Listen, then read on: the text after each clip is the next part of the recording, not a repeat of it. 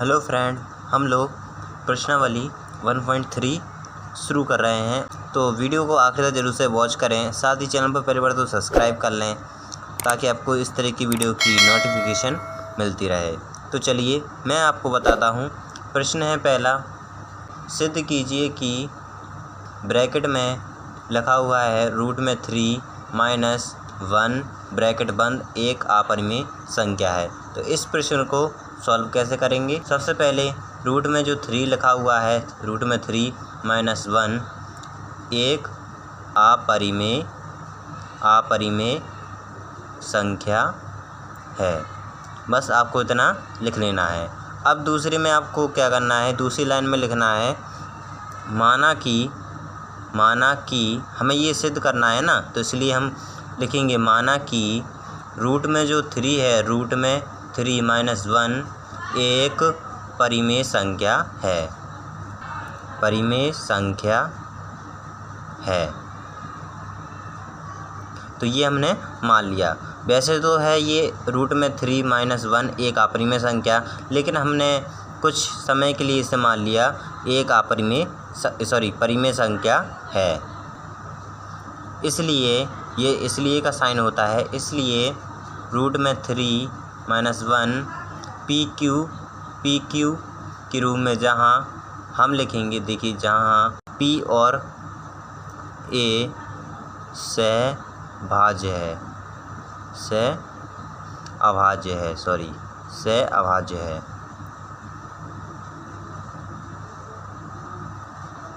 तथा Q बराबर 0 यानी Q बराबर नॉट 0। इस प्रकार से हमने लिख लिया। इसको हम लिखेंगे PQ के रूप में लिखेंगे। जब हमने माना कि रूट में 3 - 1 एक परिमेय संख्या है, तो हमें क्या परिमेय संख्या कैसी होती है, इस प्रकार होती है PQ के रूप में। तो हम इसको लिखेंगे PQ के रूप में। अब हम लिखेंगे रूट में 3 बराबर PQ और प्लस 1 और बटे में मान लिया 1। अब देखिए हमने क्या किया, जैसे कि यहाँ पर रूट में 3 लिखा था -1, अब रूट में 3 बराबर PQ इस प्रकार ऐसे लिखा रहेगा। अब हमने क्या किया, 1 को PQ की इस साइड लाया, यानी पक्षांतर किया -1 का। -1 का पक्षांतर किया तो प्लस का हो जाएगा। मैंने आपको बताया जो माइनस में रहता है वो प्लस में हो जाता है, और जो गुणे में रहता है वो भाग में चला जाता है। ठीक है, तो जो -1 था वो आ गया प्लस में। अब यहाँ पर नीचे कुछ लिखा नहीं हुआ था, तो हमने नीचे 1 मान लिया। अब हम लोग क्या करेंगे, एलसीएम ले लेंगे इसका।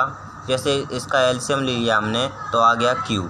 तो ऊपर लिखेंगे अब रूट में 3 तो ऐसे लिखा रहेगा बराबर P। अब देखिए Q का Q से होगा तो आ गया 1, और P 1 से P का होगा तो आएगा P, प्लस 1 का Q से होगा तो आ गया Q, और Q का 1 से होगा तो आ गया Q। क्योंकि P प्लस Q बटे में लिखा हुआ है Q एक परिमेय संख्या है। ये तो हो गई परिमेय संख्या, और ये रूट में जो 3 लिखा हुआ है वो हो गई अपरिमेय संख्या। ये परिमेय संख्या है, ये जो है परिमेय संख्या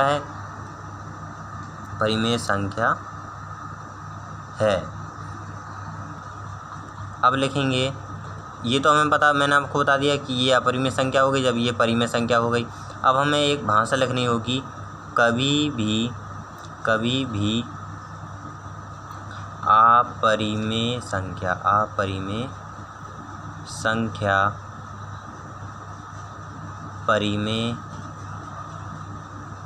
संख्या के बराबर नहीं होती। अब हमें एक परिभाषा लिखनी होगी, कभी भी अपरिमेय संख्या परिमेय संख्या के बराबर नहीं होती। इसलिए रूट में 3 बराबर, अब देखिए यहाँ पर मैंने क्या लिखा, क्यों, इसलिए सब हमने ये लाइन लिखी, कभी भी अपरिमेय संख्या परिमेय संख्या के बराबर नहीं होती है।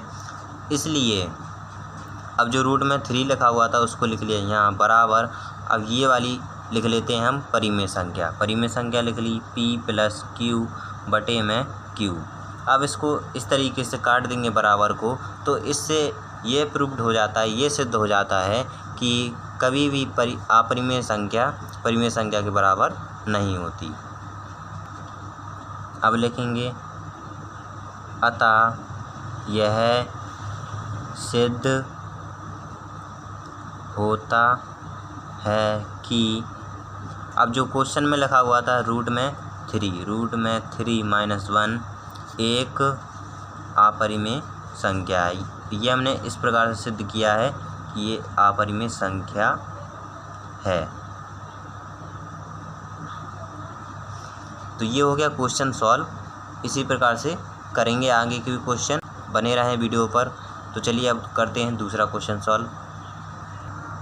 अब दूसरा क्वेश्चन है, मैं आपको पढ़ के बताता हूँ। सिद्ध कीजिए कि ब्रैकेट में लिखा हुआ है रूट में 5 माइनस रूट में लिखा है 3, अब है ब्रैकेट बंद, एक अपरिमेय संख्या है। तो ये दूसरा क्वेश्चन है, इसे चलिए सॉल्व करते हैं। सबसे पहले रूट में हम लोग लिख लेते हैं जिस प्रकार हमने फर्स्ट क्वेश्चन में लिखा था कि रूट में जो लिखा हुआ था, जो क्वेश्चन में लिखा रहता है जिस प्रकार, उसी प्रकार लिख लेते हैं। रूट में 5 रूट में 3 और अपरिमेय संख्या है, यही लिखा था हमने। एक लाइन लिखी थी सबसे पहले, एक अपरिमेय संख्या है। अब हम इसे क्या करेंगे, मान लेंगे कि माना कि अब रूट में 5 माइनस रूट में 3 है, परिमेय संख्या है, परिमेय संख्या है।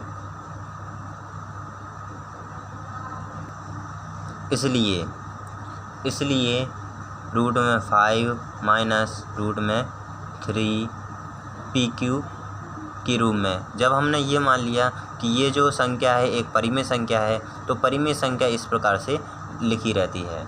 तो जहाँ P और A तथा Q बराबर नॉट 0, तो ये लिख लीजिए हमने एक लाइन। अब रूट में 5 इसी प्रकार से लिखा रहेगा बराबर PQ, और रूट में जो 3 है उसमें जो माइनस का साइन है अब वो हो जाएगा प्लस का। जब हम पोजीशन चेंज करते हैं तो प्लस का हो जाता है, तो प्लस के रूट में आ जाएगा 3। अब देखिए यहाँ पर नीचे संख्या नहीं लिखी हुई, तो एक मान लेते हैं हम। अब हमने उसी प्रकार से एलसीएम ले लेंगे जिस प्रकार हमने लिया था, बराबर अब इन दोनों का एलसीएम ले लेंगे तो आ जाएगा Q। अब Q का Q से करेंगे 1 आएगा, 1 से P का करेंगे आएगा P, प्लस 1 से Q करेंगे तो आएगा Q, और रूट में Q का करेंगे रूट में रूट 3 से तो आ जाएगा 3Q। रूट में 5 है वो उसी प्रकार से लिखा रहेगा। अभी हमें क्या करना है, दोनों पक्षों में, यानी पहला पक्ष ये हो गया, दूसरा पक्ष ये हो गया, तो दोनों पक्षों में वर्ग करने पर, दोनों पक्षों में वर्ग करने पर, अब दोनों पक्षों में वर्ग करेंगे तो फॉर्मूला लग जाता है वही वाला, a² + b² + 2ab। ये होता है फॉर्मूला जो आपने 7th-8th क्लास में पढ़ा होगा। तो अब देखिए यहाँ पर स्क्वायर लगा देंगे हम, तो पहला पक्ष हो गया ब्रैकेट के अंदर रूट में 5² बराबर, अब P पे ब्रैकेट P प्लस रूट में 3Q और बटे में Q, और यहाँ पे भी ब्रैकेट के स्क्वायर लग जाएगा। स्क्वायर का इससे करेंगे, जब स्क्वायर हम हटाते हैं तो रूट भी हट जाता है। अब जैसे रूट में कोई संख्या लिखी है और उसके ऊपर स्क्वायर लगा है तो रूट हट जाएगा, स्क्वायर से रूट हट जाएगा तो आएगा केवल 5, स्क्वायर से रूट हट जाता है, आया 5। देखिए यहाँ पर हमने क्या किया, स्क्वायर किया था दोनों का, दोनों पक्षों में वर्ग करने पर, तो वर्ग में क्या होता है, स्क्वायर चढ़ जाता है, तो हमने स्क्वायर चढ़ा दिया दोनों पक्षों पर, तो इस पे स्क्वायर से रूट हट जाता है, स्क्वायर से क्या हट जाता है, रूट हट जाता है, इसलिए 5 बराबर अकेला लिखा है 5, रूट नहीं लगा है 5 में। अब अब देखिए यहाँ पर फॉर्मूला लगेगा जो आपने 7-8 क्लास में पढ़ा होगा, ए स्क्वायर प्लस बी स्क्वायर का। तो यहाँ पर वो वाली पोजीशन बन रही है दूसरे पक्ष में। जैसे स्क्वायर लगा हुआ है यहाँ पर, तो ए इसको मान लेंगे, बी इसको मान लेंगे, बटे में ये जो क्यू है इसका ऐसे करेंगे ना तो क्यू स्क्वायर हो जाएगा। लेकिन जो ऊपर की जो है इनको ए और बी मान लिया, तो A square plus B square plus 2ab यानी ए बी हो गया, गुणे बी क्या है 3q, रूट में 3q। इतना कर लिया। अब स्क्वायर का क्यू से करेंगे तो क्यू भी होगा स्क्वायर, तो इसको मैं बटे में लिख लेता हूँ क्यू को, तो हो गया क्यू स्क्वायर। अब यहाँ पर जो बराबर में 5 लिखा हुआ था, यहाँ पर भी हम लोग 1 मान लेते हैं। 5/1 बराबर P square plus 3q square plus 2, अभी ये 2 इसी प्रकार से लिखा रहेगा। p और रूट में 3q लिखा है तो इन दोनों का कर देंगे मल्टीप्लाई। अब रूट में लिखेंगे 3pq, अब लिखा हमने 3pq, और बटे में q जो है इसी प्रकार q स्क्वायर इसी प्रकार से लिखा रहेगा। p square plus 3q square plus 2 और रूट में लिखा है 3pq, तो बराबर आ गया 5q स्क्वायर। अब 5q स्क्वायर इसलिए आया क्योंकि हमने q स्क्वायर और 5 का क्या किया, मल्टीप्लाई किया, यानी कैंची गुणा कर दिया दोनों का। 1 का किया इससे, तो 1 से तो ये पूरा मैंने यहाँ पर उतार दिया। इन दोनों का हमने क्या किया, कैंची गुणा किया। 5q स्क्वायर से किया तो आ गया 5q स्क्वायर। अब p स्क्वायर 3q स्क्वायर। अब इसका पक्ष कर देंगे हम पोजीशन चेंज को यहाँ पर। अब देखिए -5, यहाँ पर देखिए प्लस का 5 है, अब ये हो जाएगा माइनस का 5q स्क्वायर, तो प्लस 2 रूट में 3pq बराबर में लिख देंगे 0। केवल हमने इन दोनों की पोजीशन चेंज की, इसकी और इसकी। 5q को हमने इसके बगल में लिख दिया और इसका एक साइन लगा दिया माइनस का, क्योंकि इसकी पोजीशन चेंज की है। अब 2 रूट में 3pq को लिख दिया यहाँ बराबर में 0। अब मैं आपको वो इसका रीज़न बताता हूँ कि हमने इसकी और इसकी पोजीशन चेंज क्यों की।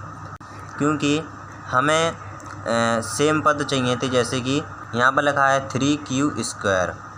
अब 5 में भी वही कंडीशन है 5q स्क्वायर, तो हमने q और q स्क्वायर को बगल बगल में लिख लिया, तो इसलिए मैंने इसकी पोजीशन यहाँ कर दी और 5q की स्क्वायर की पोजीशन यहाँ कर दी और बराबर में लिख दिया 0। इसका और इसका कर देंगे माइनस, तो p स्क्वायर प्लस इसका माइनस किया तो आ गया 2q स्क्वायर प्लस 2 रूट में 3pq, ये इसी प्रकार से लिख देंगे pq, बस बराबर में 0, इसी प्रकार से लिखा रहेगा।